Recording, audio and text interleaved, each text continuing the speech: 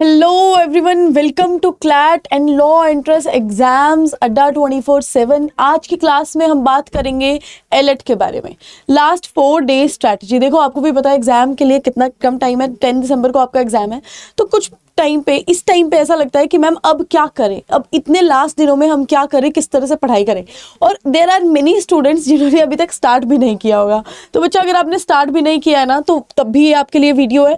और अगर आपने पहले से आप पढ़ाई कर रहे हैं एलएट के लिए, तब भी आपके लिए वीडियो है। एक बात याद रख लेते हैं कि हमने क्लैट की पढ़ाई कर ली, क्लैट हो गया। अब बार बार क्लैट सोच के ना ऐसा मत कर देना कि अगले अपने एग्जाम्स जो है वो भी खराब हो जाए। बिल्कुल भी नहीं। क्लैट दे दिया, अच्छे से पढ़ाई की थी, दे दिया, सब कुछ हो गया। अब हमने एलएट का एग्जाम देना है। अब एलएट के अकॉर्डिंग सोचना, ठीक है, अब उसके अकॉर्डिंग सोचना। लेकिन कुछ कुछ फंडे हैं जो हमने क्लैट में भी पढ़ लिए थे, तो वो फंडे हमारे सेम इधर भी आएंगे, तो वो रिलेशन आपका बड़ी सही तरीके से हो जाएगा। कोई दिक्कत की बात नहीं आएगी, मतलब, ठीक है। तो देखो, सबसे पहले तो हमें पता है कि पैटर्न वगैरह चेंज हुआ है। पहले टाइमिंग कम होती थी, क्वेश्चन ज्यादा होते थे, नहीं पूरा कर पाते थे।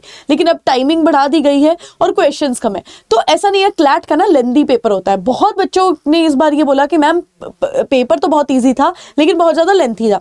लेकिन यहाँ पर बात करूँ तो इतना लेंथी पेपर नहीं होता आपका। आराम से आप सारे के सारे अटेम्प्ट्स भी कर सकते हो। सारे के सारे मतलब देख लो। अब आप ऐसा भी मत सोचना कि मैम हम सारे ही कर देंगे, नेगेटिव वाला भी याद रखना, ठीक है। अब हमें पता है कि कितने मार्क्स का क्या चीज आएगा। सबसे पहले बात कर लेते हैं हम सबसे ज्यादा मार्क्स की, that is logical reasoning. Logical reasoning के आपके सबसे ज्यादा, भाई सबसे ज्यादा स्कोर आपका किसका होने वाला है? लॉजिकल रीजनिंग का। तो एक बात याद रखना कि लॉजिकल रीजनिंग में आपकी क्लासेस चल रही हैं, हनी सर आपकी प्रॉपर पूरी क्लासेस ले रहे हैं, उनको देखते रहो, क्योंकि अब नई चीजें समझने का टाइम नहीं है। अब एक चीज और कि यहाँ पे 2 चीजें होती हैं, है ना। यहाँ पे आपकी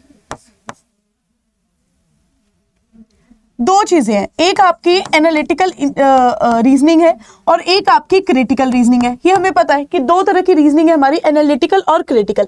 एनालिटिकल में आपकी कौन सी चीज आती है? आपके ब्लड रिलेशन हो गए, आपकी सिलॉजिज्म हो गई, उसमें थोड़ा दिमाग चलाने की जरूरत है, ठीक है, प्रॉपर दिमाग लगाने की जरूरत है। आपके डिस्टेंस एंड डायरेक्शन हो गया, ये सारे टॉपिक्स आपके एनालिटिकल में आ जाते हैं। क्रिटिकल में आपके आ जाते हैं जो आपने क्लैट के लिए भी पढ़ी है चीजें, पूरी पैसेज बेस्ड चीजें, एजम्पशन आ जाएंगी आपके लिए, स्टेटमेंट और रीजनिंग आ जाएगी आपके लिए। इस तरह से आपके क्वेश्चंस बन जाते हैं। सबसे ज्यादा मार्क्स आपके 70 है, तो स्मार्ट स्टडी करनी है, स्मार्ट प्ले करना है कि जहां पे सबसे ज्यादा मार्क, उसको थोड़ा फोकस्ड रहना है, ठीक है।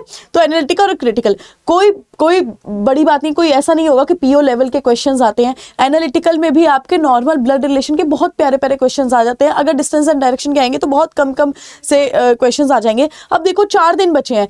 एक दिन में पता क्या करो, एक दिन में ये जो एनालिटिकल वाले हैं ना, उसका एक बार कंसेप्ट देख लेना, ठीक है। आपको आधे घंटे में कंसेप्ट समझ में आ जाएगा कि क्या क्या इसका कंसेप्ट है। कंसेप्ट समझ में आ गया, उसके बाद क्वेश्चंस लगाना स्टार्ट कर दो। ये उन बच्चों के लिए है जिन्होंने अभी तक तैयारी शुरू ही नहीं की है, जिनको पता ही नहीं है कि एनालिटिकल का कंसेप्ट क्या होता है।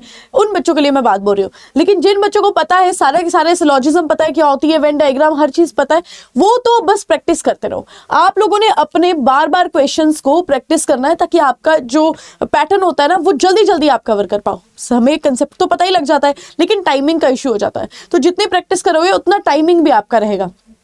एनालिटिकल क्लियर हो गया।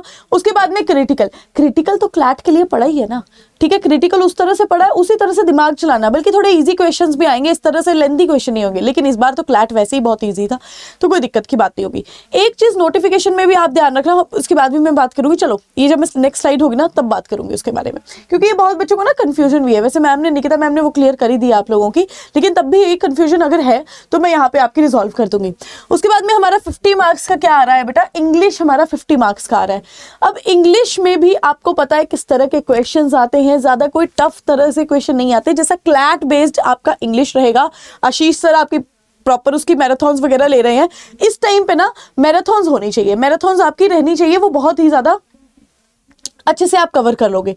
Next, last but not least obviously हमारा करंट अफेयर्स एंड जीके है, जो 30 मार्क्स का है। अगेन आपने ये क्लैट के लिए प्रॉपर पढ़ा हुआ है।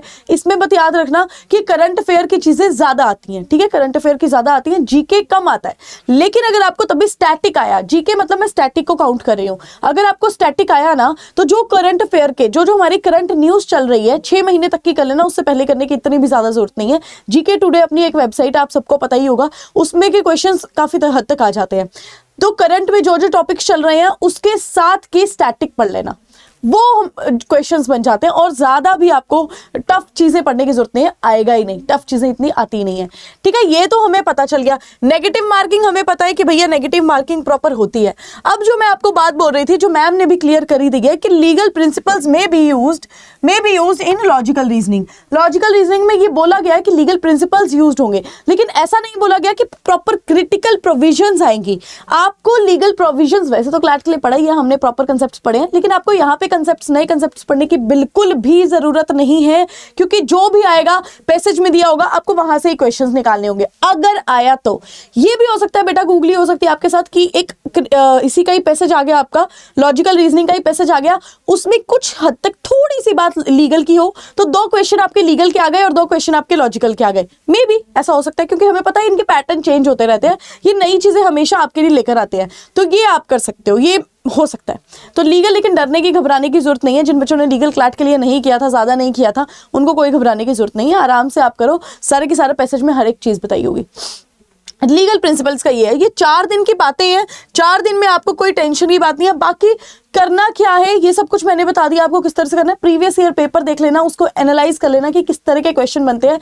ये तो ना रामबाण होता है, ठीक है, ये शुरू से ही आपको बोला जाता है कि प्रीवियस ईयर जिसने कर लिया ना, उसको एक पैटर्न पता लग जाता है कि किस तरह के क्वेश्चन आएंगे। अगर आपने क्लैट के भी पुराने प्रीवियस ईयर देखे होंगे ना, तो आपको पैटर्न तो आराम से पता लग गया होगा कि इजी क्वेश्चंस आते हैं, बहुत इजी क्वेश्चंस आते हैं।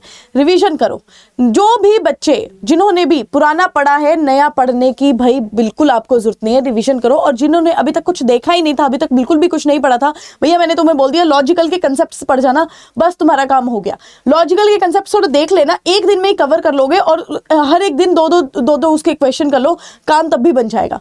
ठीक है, उन लोगों के लिए जिन्होंने बिल्कुल भी तैयारी नहीं की थी। और मॉक टेस्ट, दिन के 1 मॉक टेस्ट दे दो, अभी के लिए बहुत है, कोई बात नहीं, ज्यादा मॉक टेस्ट भी देने की जरूरत नहीं है, 1 दे दोगे इनफ है। बस उसके आंसर्स, एक बार आंसर जो एक्सप्लेनेशन होती है वो सब चेक कर लेना, क्योंकि 2 दोगे ना, 2 या 3 दोगे तो दिमाग खराब हो जाएगा। 1 दे दो, क्योंकि बाकी चीजें भी हमें करनी है। 1 मॉक दे दो और उसका एनालिटिकल जो होता है, आंसर जो होते हैं, बहुत अच्छे से करो। तो मिला जुला के ना बच्चा, अभी के लिए यही सब चीजें हैं जो आपको पता होनी चाहिए। लास्ट किया आपने अच्छी से तैयारी की है, क्योंकि क्लैट के लिए हमने एक तरह से बेसिकली प्रॉपर तैयारी की ही हुई है। यहाँ के लिए एनालिटिकल मैंने बता दिया कि वो दिक्कत थोड़ी दे सकता है बच्चा लोगों को, तो उसको हमने थोड़ा कंसेप्ट उसके समझ लेने अच्छे से। हनी सर आपकी मैराथन ले रही है, प्लीज उनको अटेंड कीजिए, they are very important for you guys. तो I think this is the whole video guys. अभी आपको पता ही है कि क्या करना है क्या नहीं करना है। तो आज का सेशन यहीं पे खत्म करते हैं। बिल्कुल अच्छे से पढ़ाई करो, टेंशन की कोई बात नहीं है। 10 तारीख को एग्जाम है, आप बिल्कुल NLU दिल्ली जाओगे यार, मत टेंशन लेना इस बात की। अपने हेल्थ का ध्यान रखो, और जो पॉइंटर्स मैंने तुमको बताया हैं उसको अच्छे से देख लेना। ठीक है, thank you so much guys.